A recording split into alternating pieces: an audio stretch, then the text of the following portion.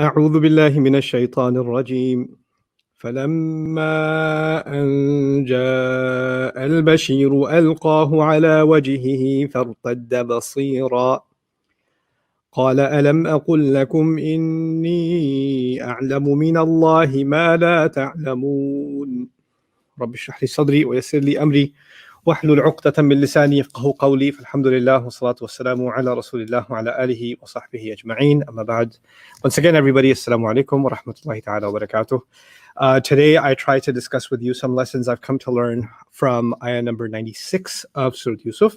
I've titled, as you can see in the video, I've titled this, Didn't I Tell You? Because that is actually part of the phrasing inside of the ayah. So let me start right away by translating it for you. You guys recall yesterday we talked about how he was being taunted and he was the recipient of the aggravation of his extended family, meaning his grandchildren. Even according to Qurtubi, this conversation took place between him and his grandchildren, where they were basically calling him insane and how you're still so committed to your old confusion and you're still lost and you're practically insane and things like that. And he even said that, I'm going to say this, and had it not been that you called me insane in this way, then you probably would have sent this sent also. Allah would have gifted you this gift also, but you can't see it that way because you've shut your eyes and you've shut your senses to that dimension, meaning the dimension of faith. You just don't see it that way. Now, weeks have gone by, days have gone by, and this abuse continues, and finally the caravan has arrived. And this is the ayah about the caravan arriving. I remind you, yesterday I said that in the Quran, ayah after ayah, the scene progresses very quickly, so you might feel like this happened in a split second. He had this exchange with his grandkids and his daughters-in-law, and then immediately after that the good news came. That's not the case. This is actually describing something that took a long time, and if we pay close attention to the language, that actually does become clear. So the ayah is فَلَمَّا أَنْ جَاءَ الْبَشِيرُ, then finally when it came to pass, or it so happened, it actually occurred that the giver of good news came along.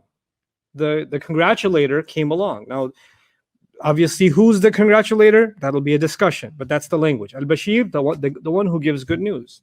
Alqahu ala wajhihi, he cast it upon his face. Obviously, the shirt doesn't have to be mentioned by name now because we know what's supposed to be cast on his face.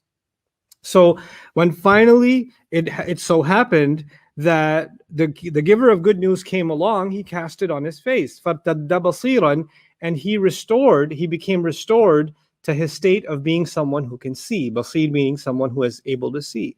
قَالَ أَلَمْ أَقُلْ لَكُمْ, he said, didn't I tell you? إِنِّي أَعْلَمُ مِنَ اللَّهِ مَا لَا تَعْلَمُونَ. Certainly it is I who knows from Allah what you don't know. That's the ayah we're discussing today. Okay. There's an outstanding discussion from last time that I want to bring to your attention before we get into today's conversation. And that is, yesterday we saw that in ayah number 95, Qala abuhum. Allah didn't say Yaqub said, or the father of Yusuf, Abuhu, his father said. The language is, or simply just the pronoun, he said. Instead, the language is their father said, Abuhum.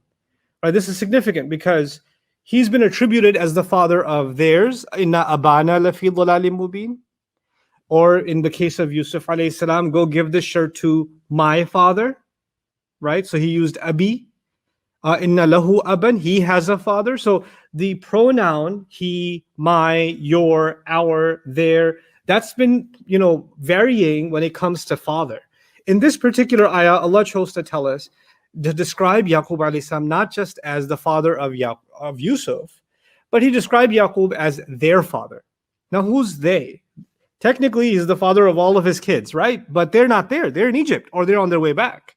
So in a sense, what it's expressing is he's the father of the entire clan. So even when they're gone, he's the father of the grandkids too. So, and in saying that, what does that imply? Well, the Quran's timeless teaching, which is even pre-Quranic, is وَبِالْوَالِدَيْنِ إِحْسَانًا, that you have to be the best you can be to your parents. And the honor one is supposed to, direct towards their mother and their father is a timeless principle of this religion. And by using the word abuhum, he's worthy of their respect twofold. He's not just their father, he's their father's father. is illustrating the contrast between the way in which they spoke to him and the way that he's become accustomed to being insulted. Lawla an tufannidun. He's become accustomed to feeling that way, even though he's their father, as if Allah himself, subhanahu wa ta'ala, is offended that how dare they talk to their father that way. This is important for us for a lot of reasons. This is actually the family of Ibrahim alayhi salam, very directly, right? So this is not a family of like Nuh alayhi salam where he's the believer and his family is not believers, right? These are all Muslims. Everybody in the family is Muslim. What are we learning about sometimes a dysfunctional Muslim family? That the dysfunction isn't that some people are believers, other people are not believers, and that's why there's a conflict inside the family. But actually, every member of the family in this case is Muslim.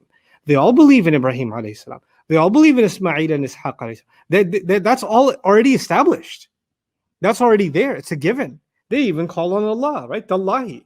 So that's not the issue here. But what we're learning is just because you're Muslim and just because you have a good upbringing environment around you, even if you have a good role model around you, doesn't mean that you uphold your faith in Allah, doesn't guarantee that you uphold the values that this deen comes with. So what can happen in the life of a Muslim is that they can hold on to some parts of their faith as part of their identity and let go of other parts of their faith as if they have nothing to do with their identity. Let me be more specific. Somebody can pray, somebody can do dhikr, somebody can look the part of a very, sincere believer. They can, I find it interesting. Sometimes people comment on, brother, can you please put a cap on your head, or can you make your beard longer, or trim your mustache shorter, and things like that. People have these comments about my beards. I find it entertaining personally because not that I'm making fun of their understanding of the religion, but alhamdulillah, I had a chance to study these things and I understand them to a certain extent for myself. I don't talk about fiqh issues on my public platform because that's not my area of expertise. I study that part of Islam for myself and for my family. I study the Quran as something I want to learn and something I want to teach. But other aspects of Islam are actually personally for my own benefit. So when I'm about to go to Hajj or Umrah, I'm going to study the fiqh of Hajj and Umrah. If I'm about to, if I'm about to engage in any, sort of ritual, or if I'm about to, do something that I need to understand the rituals of our religion, I'll study that carefully for myself.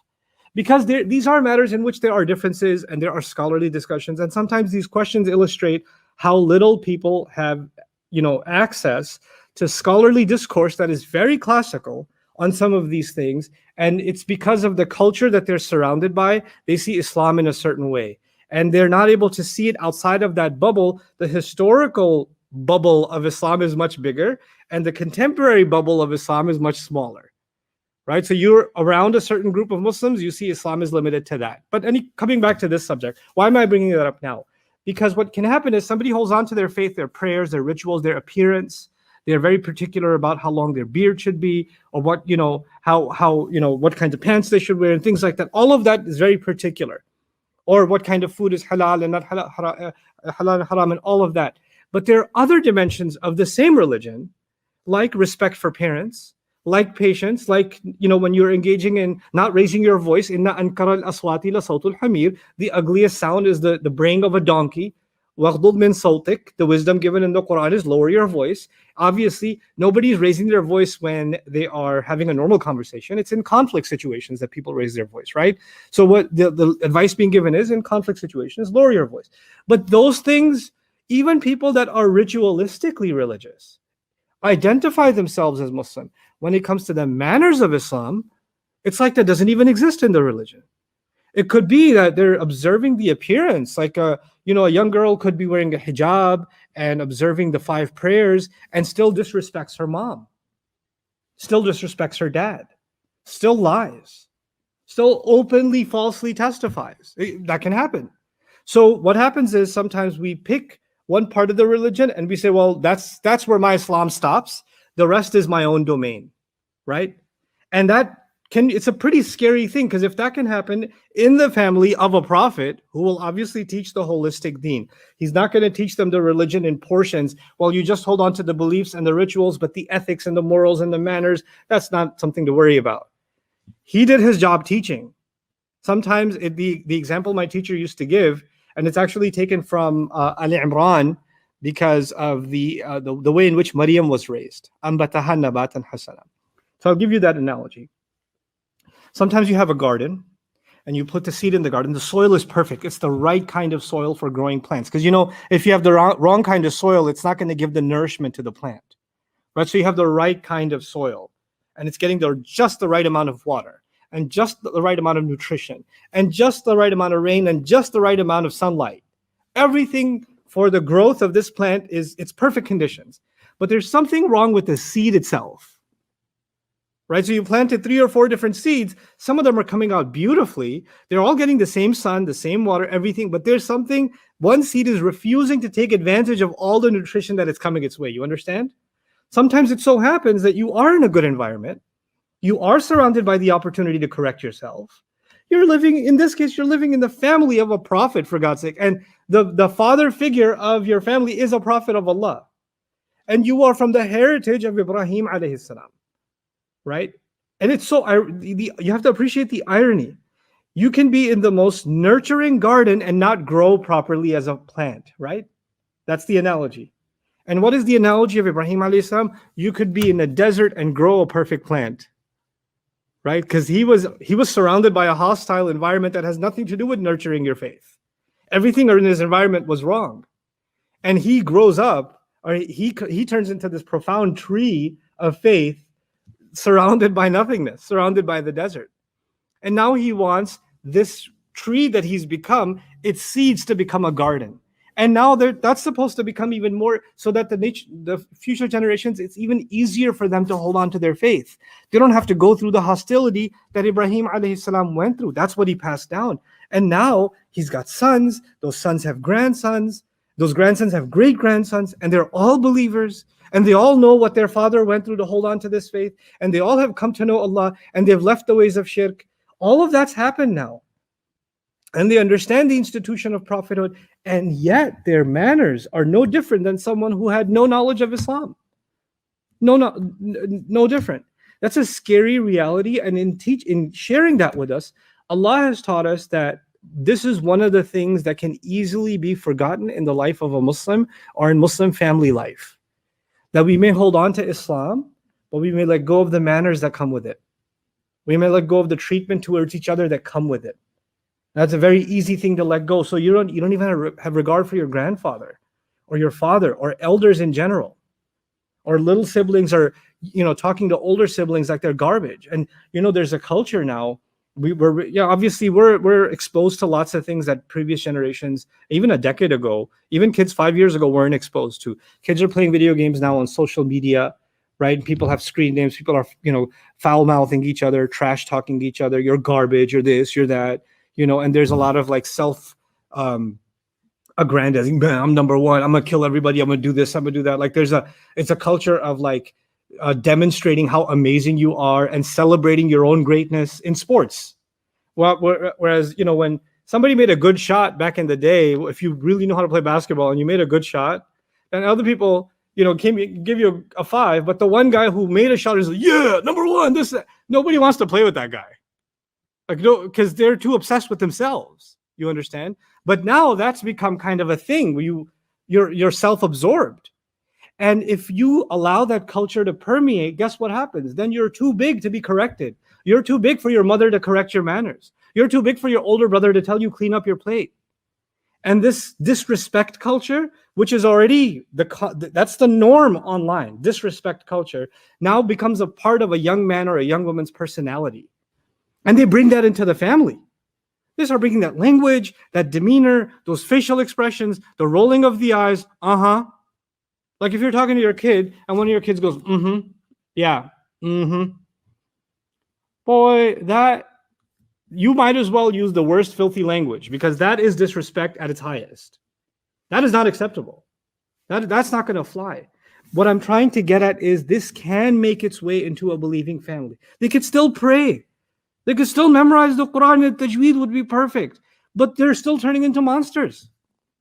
They're still turning into monsters. That's not okay. And that's something that has to be addressed. Anyhow, so that was an outstanding item, abuhum.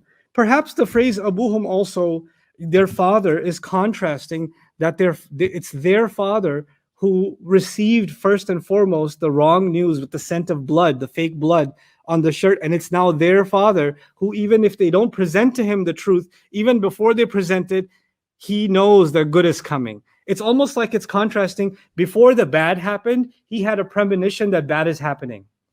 It's about to happen. I'm afraid a wolf might eat him. Some harm will come his way. I don't want to let him go. Right? He hasn't let him go, but the fear has already dawned on him, and he's got a feeling that something bad is about to happen, to the point where he told his son not to share the dream. Remember early on in the story? It's the opposite now, and it's kind of an ilham also, but a positive one. Good news hasn't even come yet, but he has a feeling it's coming. Just like bad news hadn't even come yet, and he had a feeling that it was coming. So that's an interesting contrast with the word abuhum. Another comment that is recorded in the Tafsir. I took the Arabic excerpt. Let me read that to you first and then explain to you, because I thought it was a nice insight about the previous ayah. قال أهل المعاني, the people that seek deeper meaning into the ayat of the Quran have said. So this is a generalization, so it's not attributed to one scholar in particular. إن الله تعالى أوصل إليه ريح يوسف عليه السلام عند انقضاء مدة المحنة ومجيء وقت الروح والفرح من المكان البعيد. That Allah Azza wa Jal brought him this scent of Yusuf alayhi salam at the end of a period of great trial and difficulty from such a faraway place. ومنع من الوصول خبره إليه مع قرب إحدى البلدتين من الأخرى في مدة 80 سنة. According to them, it's 80 سنة. I don't think it is, but anyway, he's saying, and yet, for decades, even though he says 80 years, for decades, Allah prevented any news of Yusuf reaching the father, even though the lands are not that far away from each other. Right? So now he's hearing about the son by way of wind, by way of a scent. Now he's getting sense of the son. And all these years, he has no news of the son, even though the lands are right next to each other. They're not that far off, right?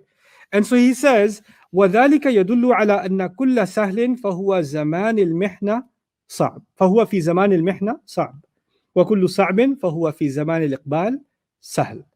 It can be that things that are generally supposed to be easy, when Allah is putting someone through trial, when they're going through a trial, easy solutions become impossible. And when Allah wants to bring relief, the most impossible solutions become possible.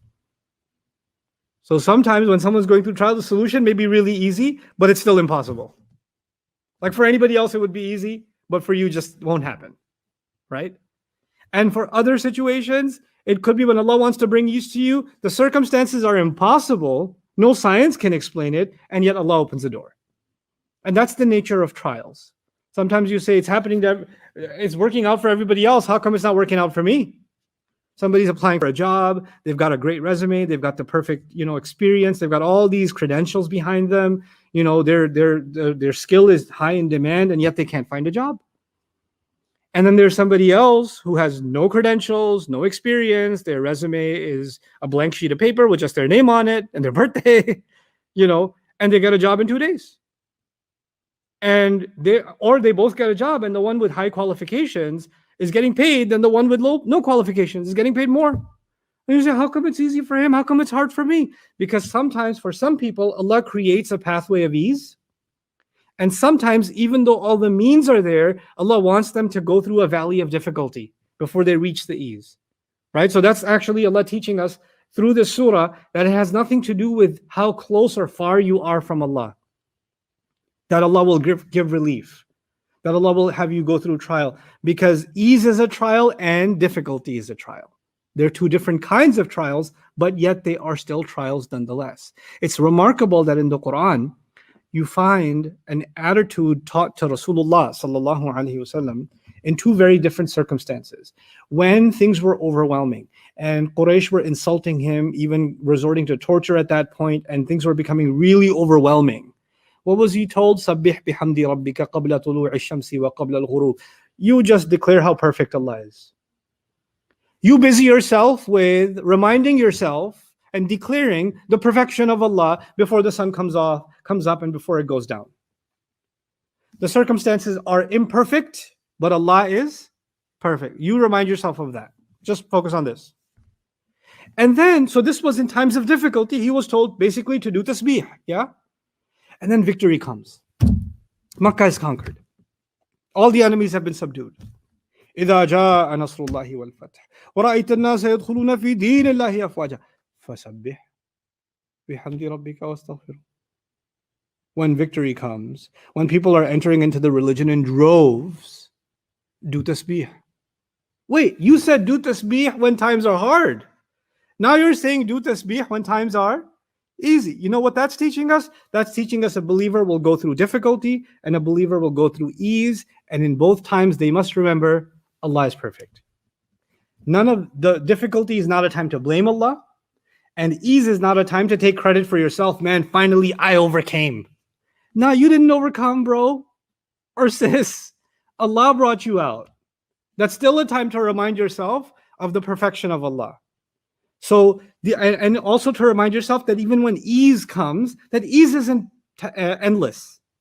Just like difficulty is not endless, ease is not endless. This life is just up and down. Everything in it is waves. وَاخْتِلَافِ اللَّيْلِ وَالنَّهَارِ. You know, night and day keep succeeding each other. You know, storm and calm, storm and calm, storm and calm. Life and death, life and death, life and death. This life is constant change. Ease will not stay permanently. Difficulty will not stay permanently. Now coming back to the ayah. By the way, just to establish, I said he was talking to his, extended family. Even Al-Qurtubi rahimahullah, when they were insulting him, and I said he must be talking to his extended family. This is from Al-Qurtubi rahimahullah. أي قال لمن حضر من قرابته ممن لم يخرج إلى مصر وهم ولد ولده. That meaning when he was talking to those that are relatives of his who didn't go to Egypt, meaning the kids of his kids. Others said not all the sons went back to Egypt, but I do believe he sent all of them. That seems the more plausible explanation. Now for the ayah of the day. فَلَمَّا أَنْ جَاءَ الْبَشِيرُ. Then finally, when the giver of good news came. So the first thing here is for grammatical purposes, and it's something I want you to develop a thirst for, the relationship between Arabic grammar, syntax, and its connection to meaning. It's a really beautiful thing. Like grammar seems like such a hard thing to study, like it's almost as entertaining as a root canal, but it's not. It's actually really fun. And once you get into it, it's an addiction. It's such a high, because then you start discovering things about Allah's word, and insights into Allah's word that the translations aren't designed to tell you. It's not a fault of the translator. They're just not equipped to, the translation isn't a mechanism by which some of these discussions can even exist for anybody. But for those of you that are interested in a little bit of Arabic grammar, and for those of you who'd like to quench or develop a thirst for it, and I'm saying all this because I'll be teaching Arabic soon and I hope you join me. An actually, it's considered za'ida here, meaning you can say فَلَمَّا جَاءَ الْبَشِيرُ, translation would be then finally when the giver of good news came, the congratulator came. And now you have an an in there, فَلَمَّا أَنْ جَاءَ الْبَشِيرُ, and technically it's considered za'ida, which means an add-on preposition, which would mean that the translation is virtually the same, then finally when the giver of good news came. So the translation is not quite capturing the an. We have to do something to address that.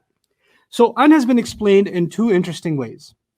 One way I'll take from Ibn Ashur, I'll borrow from his elaboration. He says this is an للتوكيد وتحقيق, meaning that this is an emphasizing an and it's materializing. Now what does that mean? That means previous ayat were I can sense the scent of Yusuf. I find it over and over again. And their kids, the grandkids said, oh, you're still in your old craziness? Come on.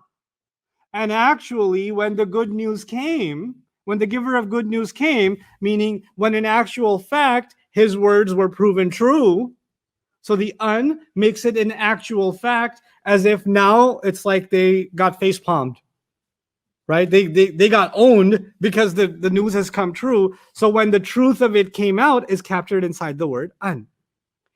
Imam Fakhruddin al-Razi says that an may represent a fi'il mahdhuf, which we can call an omitted verb in English. So فَلَمَّا ظَهَرَ أَنْ جَاءَ الْبَشِيرُ, which is very similar in meaning, when it became apparent, or when it so happened, ظَهَرَ, when it so occurred that the giver of good news finally came.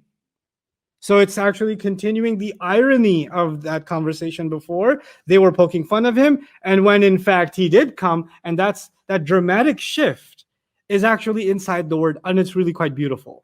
And there's these two explanations that eventually lead to the same thing. But now let's talk about who is this giver of good news.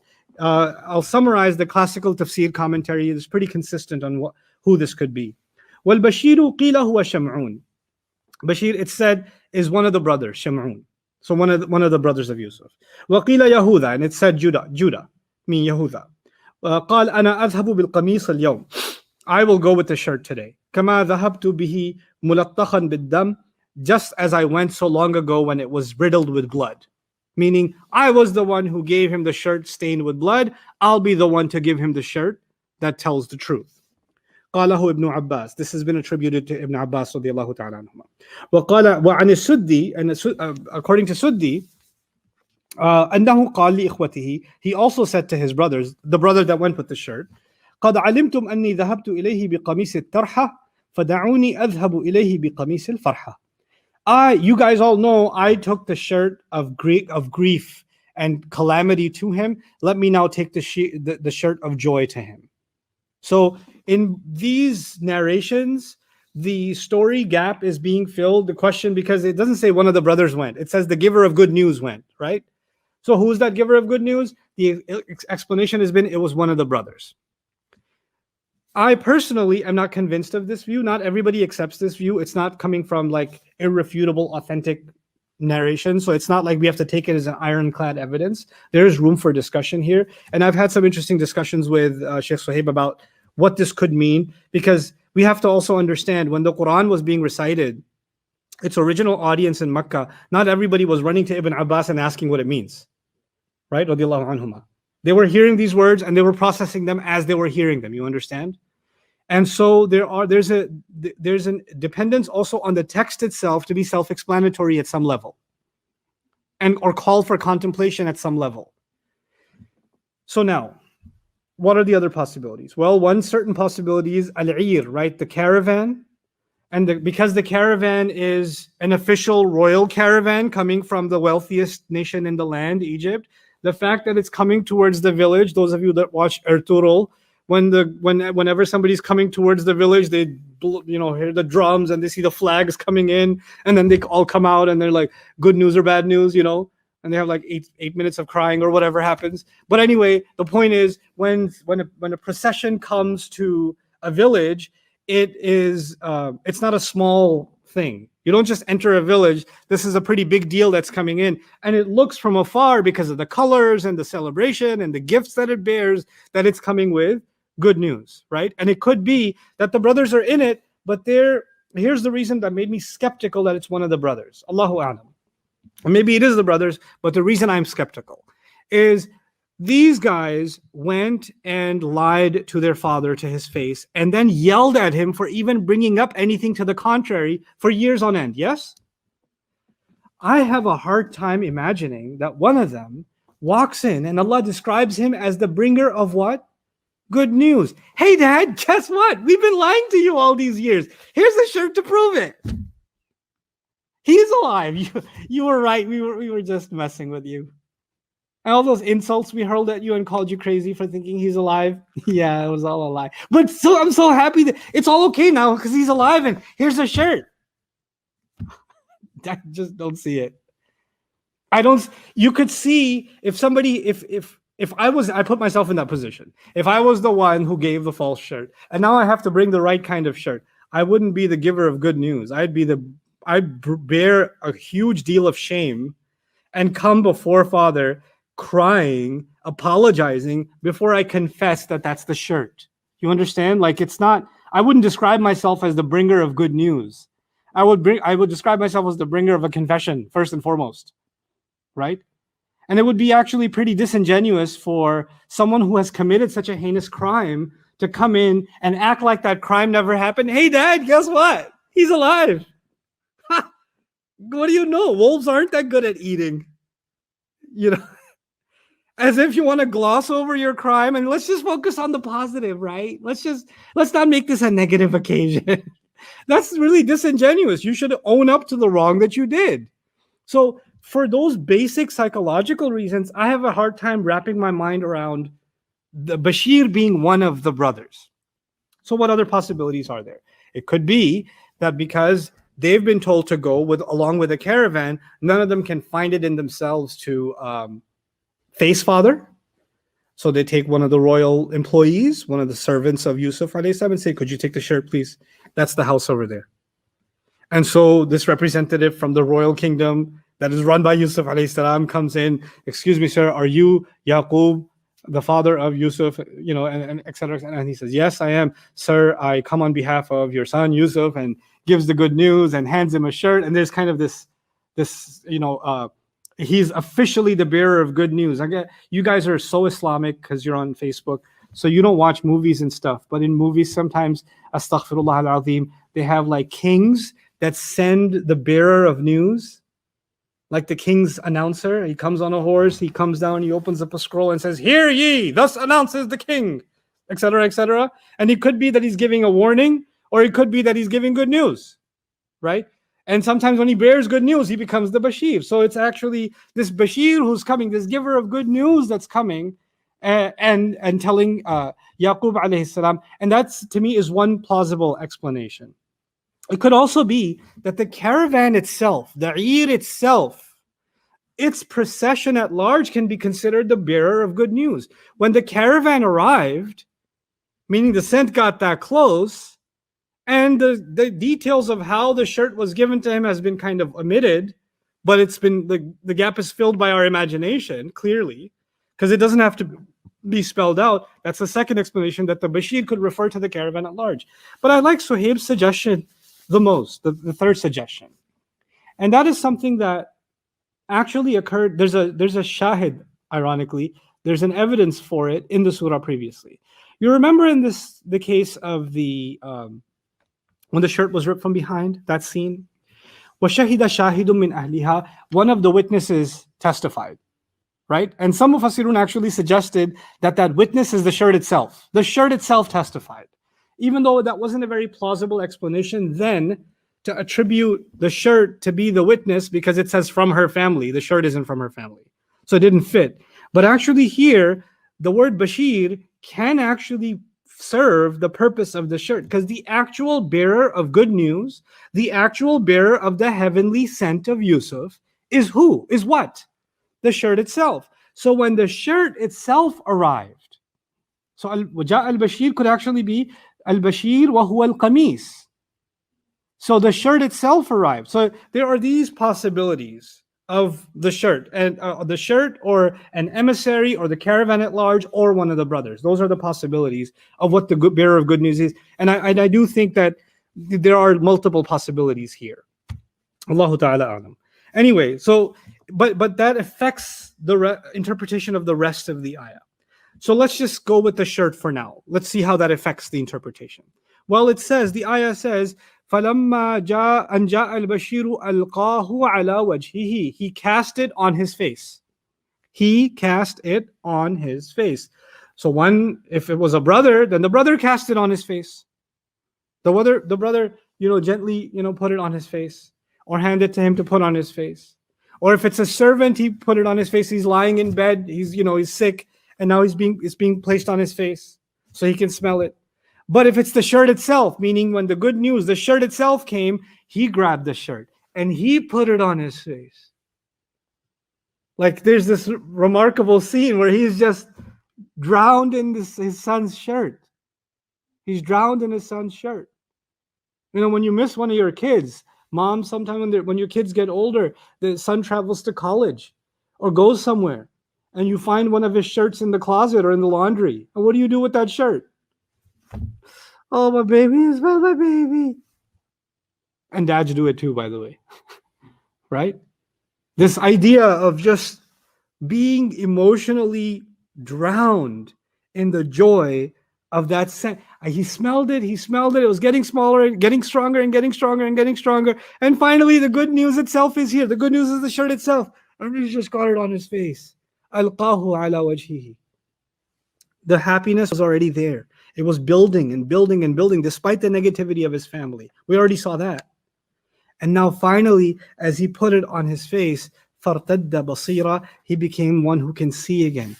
Irtidad here, irtidad is انقلاب الشيء إلى حال كان عليها, when something goes back to the state it used to be. So he went back to being someone who can see. He went back to undo his blindness.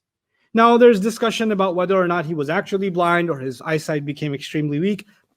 Besides the point, miraculously, the emotional healing led to his physical healing, is what the Quran is saying. Now that could be divine intervention, and it could also be an insight in the Quran about how if you have caused someone wrong, then make it right, and perhaps their physical pain may go away. You may be able to get rid of their physical distress by alleviating the harm you may have caused, or giving them that physical relief. In this case, it's the shirt that serves that purpose. فَارْتَدَّ بَصِيرًا. قال, he said. Now we get to the fun part. So he's lost in the joy of the shirt. The tears of joy are rolling off of his face. Maybe he's crying, Yusuf, Yusuf, Yusuf, my baby, my boy, my boy. And he's lost in that joy. But now who's around him? By this time, the sons have arrived. The extended family, who kept calling him crazy for talking about Yusuf, is all standing there with their jaw dropped. You know how sometimes in cartoons they show the character's jaw drops to the ground and then the tongue rolls out like a rolling carpet? It's like that kind of a scene. They're all like you got owned. All of y'all got owned right now. And you're all standing there, and the government officials are standing there honoring Yaqub, and all of y'all are feeling like, we've been insulting the king's father. We've been humiliating him. And how immediately your behavior towards him is going to change. Because he got back now. He got security behind him now. He's an official royal immediately. You understand? So the scene in the family and how they perceive him and what they were to him and what they have to be to him now has immediately changed. And this is for the first time where he is not a powerless old man who's losing his sight and his health, bedridden. He is in a position of lay the smack down. He's in a position of put them in their place for the first time. He could actually now, you're going to get it. So what he said, well, before I tell you what he said, let me tell you what he didn't say. Didn't I tell you Allah will help me against the lies you come up with? Remember when they came with the shirt? Didn't I tell you you're a bunch of liars and Allah will help me? Didn't say that. افتريتم وغضبتم علي? You made up this lie and all these years you were angry at me? You were the ones insulting me? When you did the shameless act and you called me insane? You had the audacity to do this to me? For all this time? This is what you did? How do you even look at yourselves in the mirror? That's not what he said. كَمْ عَذَّبْتُمُونِي سَنَوَاتٍ طَوِيلًا. How much did you torture me? Do you realize how much you put me through? Year after year after year? Not one day did you feel remorse for my tears? No, that's not what he said. بِئْسَ مَا فَعَلْتُمُوهُ فَعَالٌ عَلَيْكُمْ فَلَا تَقْرَبُونَ. How disgusting is what you people have done. You call yourselves my sons? Get lost, I don't want to see you. Shame on you. Shame isn't even the word. I don't even know what to say. That's not what he said. I mean, that's what I would say. I'd do more. I'd say less, I'd do more. I'd find a well. I'll chuck them in one at a time and see how it feels. I'll check back with you in a week. I would be after the joy. Now it's time to make right. And even the last time he sent them, he mentioned Yusuf and they got angry at him. Remember that? That's not even years ago. That's the last time he saw them. And none of this is coming out of his mouth. This is where I'm in shock about this man. I'm just in awe of Yaqub alayhi salam. What kind of heart Allah gave him. What kind of father he is. Really, at the end of the day, he's being depicted not just as a man of patience, he's being depicted over and over again. Allah didn't even say the name Yaqub. He kept saying father, father, father, father, father, isn't he? He's emphasizing something. The character of a parent. of a father figure, of a father. I'm reminded of Ibrahim alayhi salam, whose number one concern was وَمِن ذُرِّيَّتِي, what about my kids? His concern was for the well-being of people in front of Allah. It's human to be overtaken by grief and by trauma that hasn't been resolved. It's human to lose your eyesight crying over a child and you don't know what happened to him. It's human to be lost in tragedy when the people around you are emotionally abusive. That's human. Even a prophet is human at the end of the day. He felt all of those things. فَهُوَ كَظِيمٌ. You know, the sadness, the swallowing he had to do, all of that's been described. But when Allah brings him relief, which is what happened here, right? Allah brought him relief. The moment Allah brought him relief, instead of focusing on what has happened, the way, if you try to go inside the mind of this remarkable human being, how is he processing this?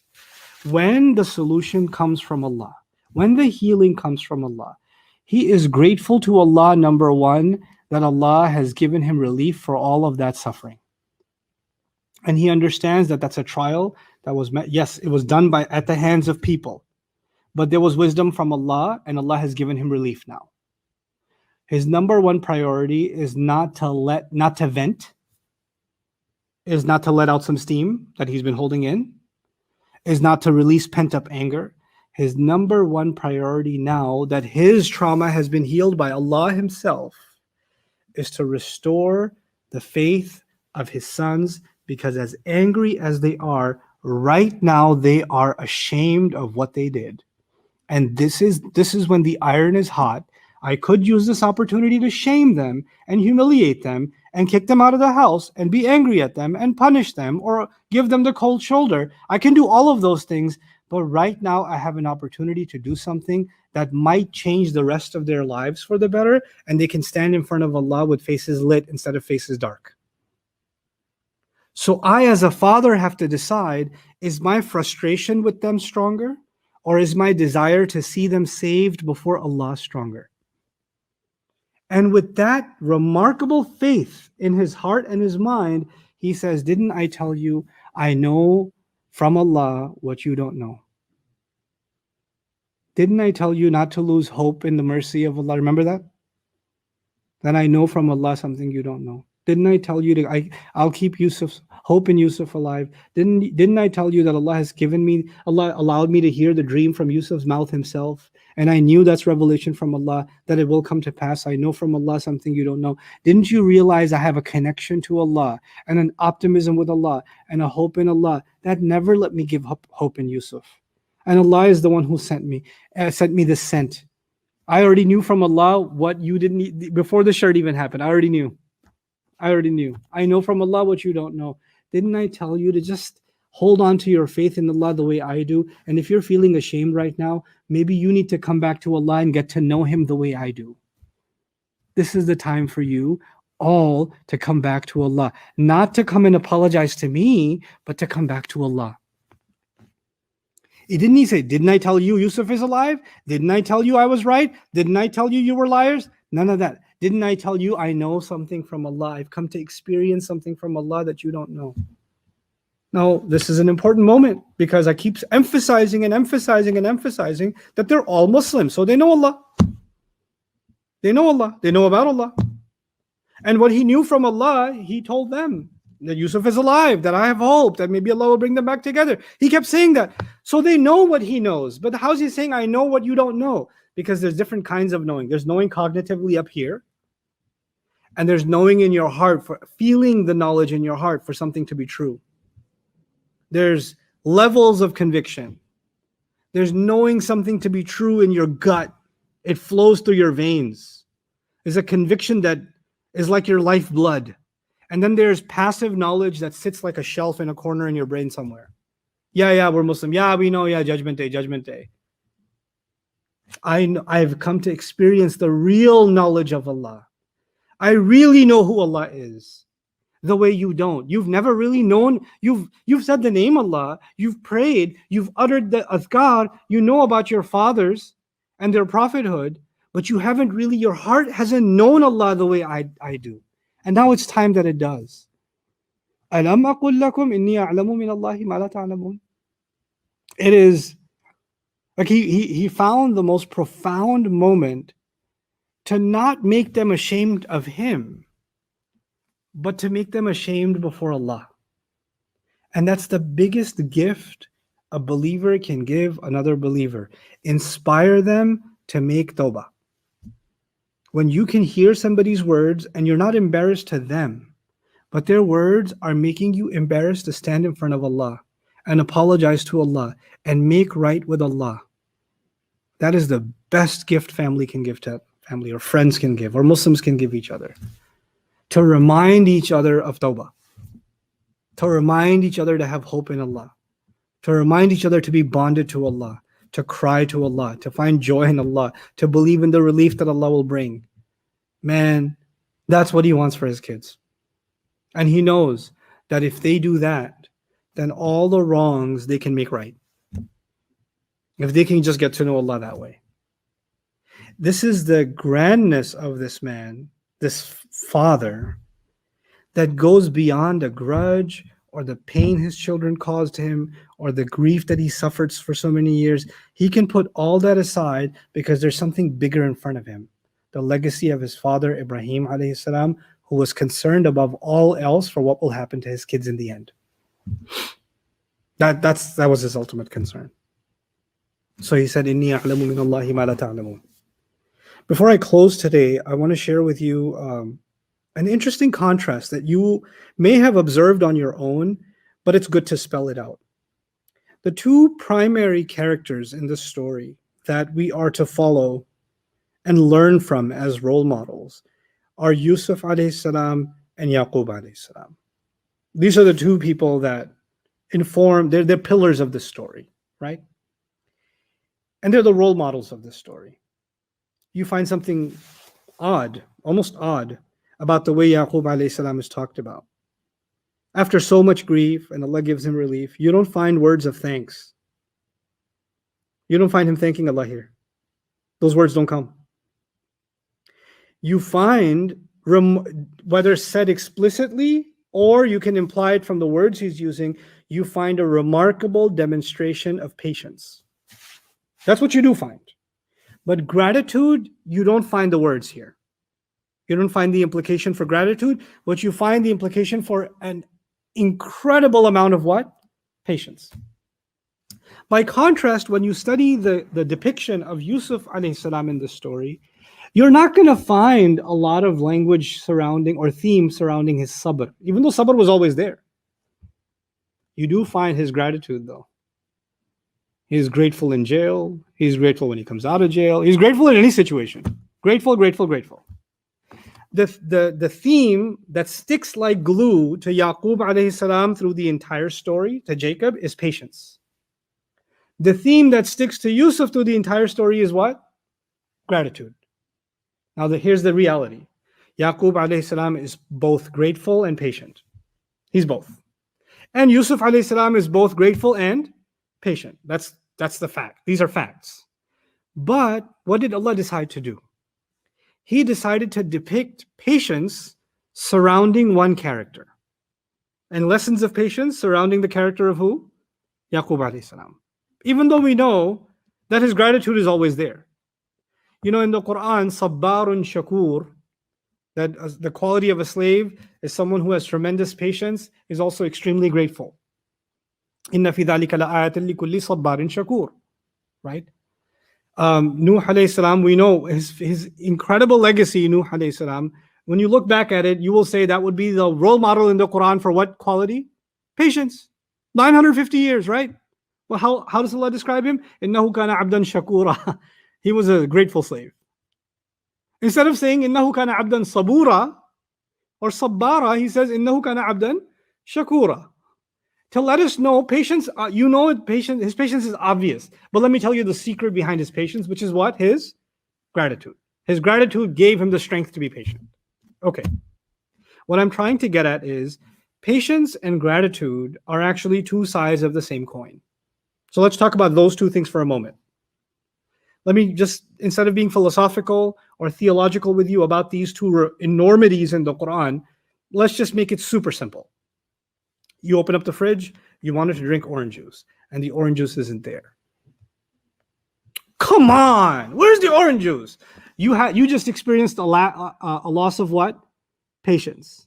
But the moment you opened up and you wanted to get orange juice and you didn't see the orange juice, but you only saw apple juice, or you saw cold water, or you said, Alhamdulillah, I have something to drink. There are so many who have nothing to drink. And when they do, they have to drink out of a puddle. And there are people in the world who don't know what a fridge is. Well, for them, that's the life of kings. And I have a choice of drinks.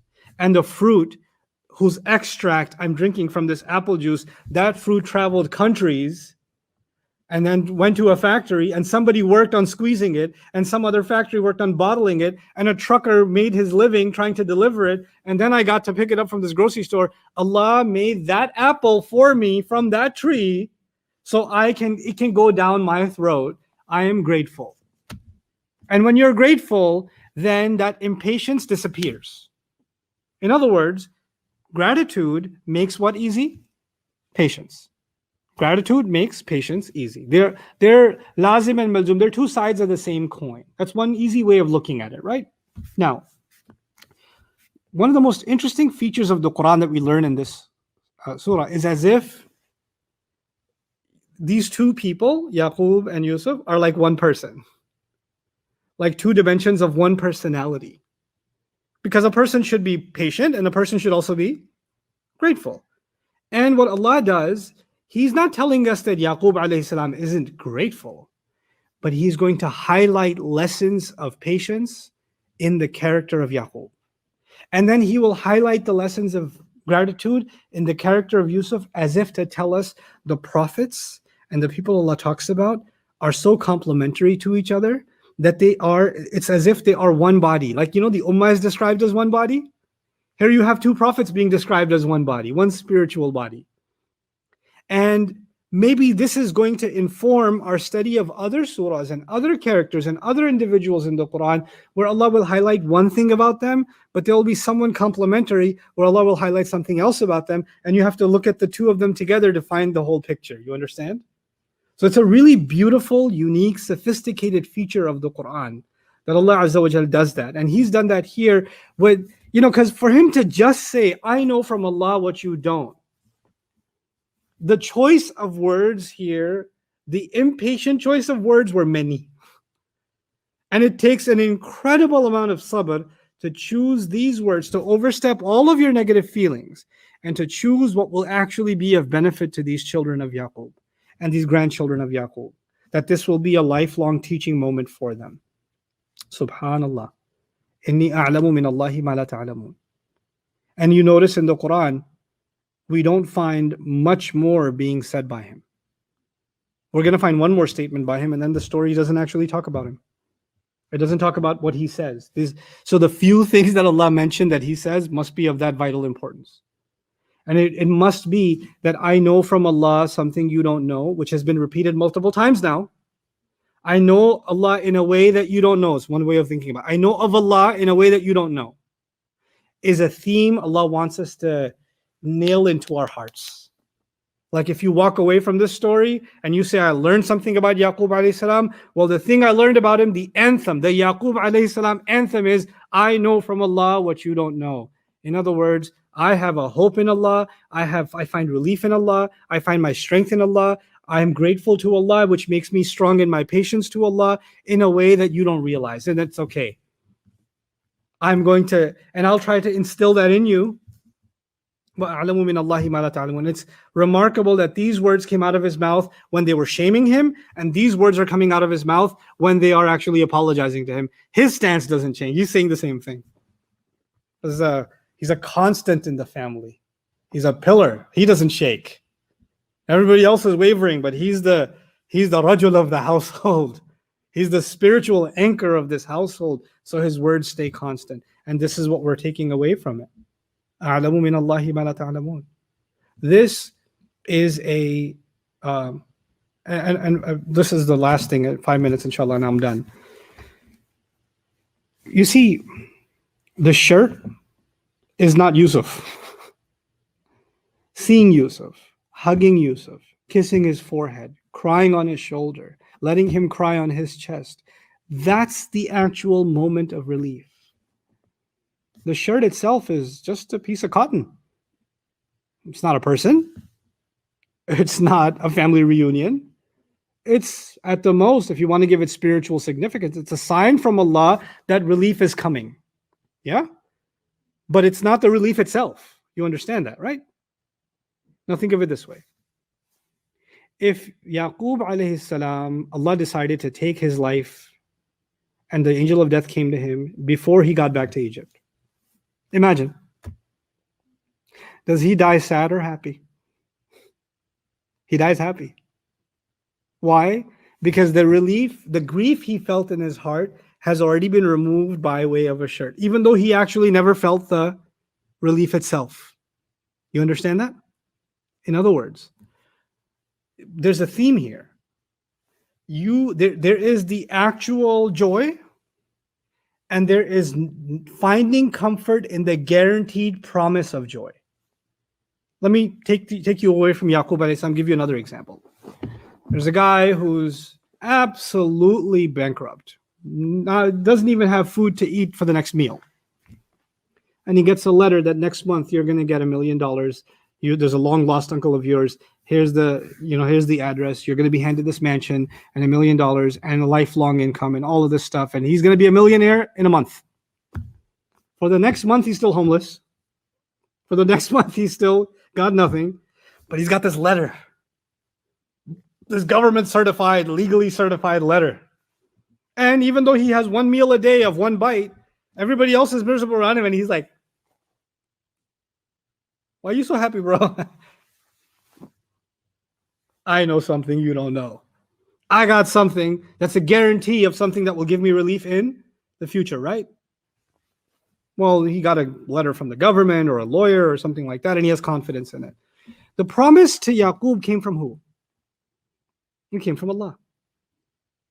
And even before the promise is filled, his heart is filled with joy. Yes or no?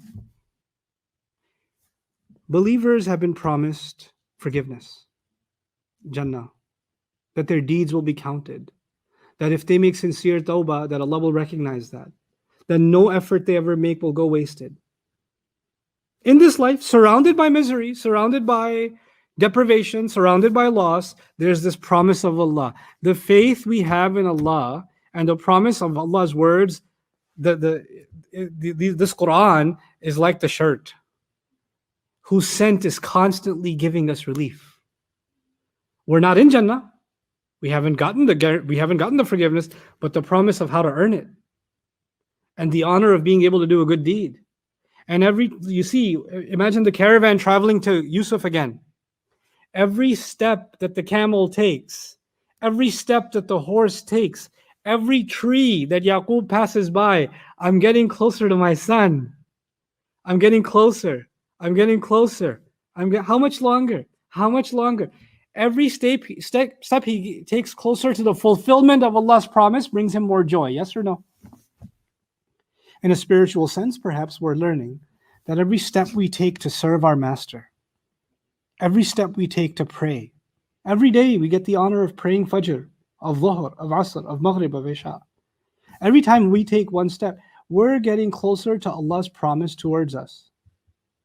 Every time we chose the higher road and we didn't backbite, every time we chose to tell the truth, every time we chose to earn the honest living and not lie, every time we walked away from evil, every time we walked away from making bad assumptions, every time we walked away from the temptation of saying something wrong and we didn't say it, every one of those is a step towards Allah's promise.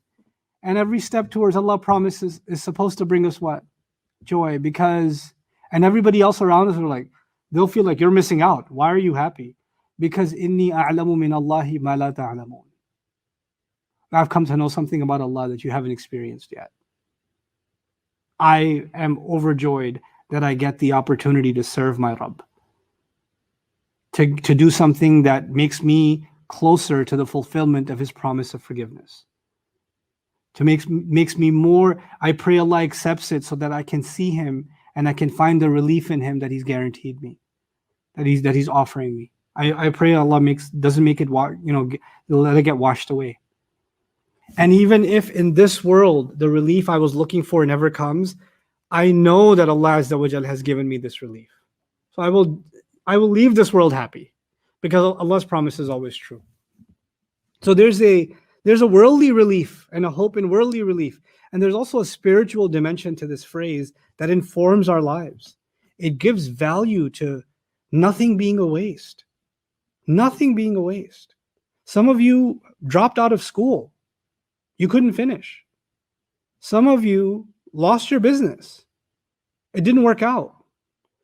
And some of you, your marriage failed. Some of you, your children ran away from you. Some of you, your siblings won't ever talk to you again. All of us have different kinds of catastrophes in our lives. And doesn't matter what that catastrophe was. It doesn't matter what that hardship was. Whatever that hardship was, if through that hardship we were still able to obey Allah and take a step towards Allah, then you know what? When we stand in front of Allah, we're going to be like, those were the best opportunities in my life. What everybody else will see as failure and disaster will be a secret source of joy for us because we're getting closer to Allah. He's bringing us closer to Him. Sometimes tears caused by human beings lead to tears in front of Allah, and those are the most valuable things you'll take in front of Allah on Judgment Day. Nothing I bring in front of Allah will be more valuable than the emotions I felt from my heart when I worshipped Him. And sometimes He just wants me to do that. Sometimes He puts me through it so that I recognize who my Rabb really is, who's really in control. I can't control people. I can't control who loves me and who hates me. I can't control what people are going to do to me. I can't control any of that. That's always been in my Rabb's hands. What I can control is how connected my heart is to Allah. That I can control. And when I can steer myself towards Allah, man, the doors He will open, the relief He will bring, the scent He will bring my way, the joy He will bring. May Allah Azza wa Jal really give us a life of joy rooted in the promise of Allah made to us in His book. May Allah Azza wa Jal make us of those who really find their heart's content in His words and are able to stand before Allah on Judgment Day with these words of Allah being a testimony in our favor and not a testimony against us. Barakallahu li wa lakum fil Qur'an al-Hakim wa nafa'ani wa iyyakum bil ayati wa dhikr al-Hakim. Yeah, I'm not doing this thing.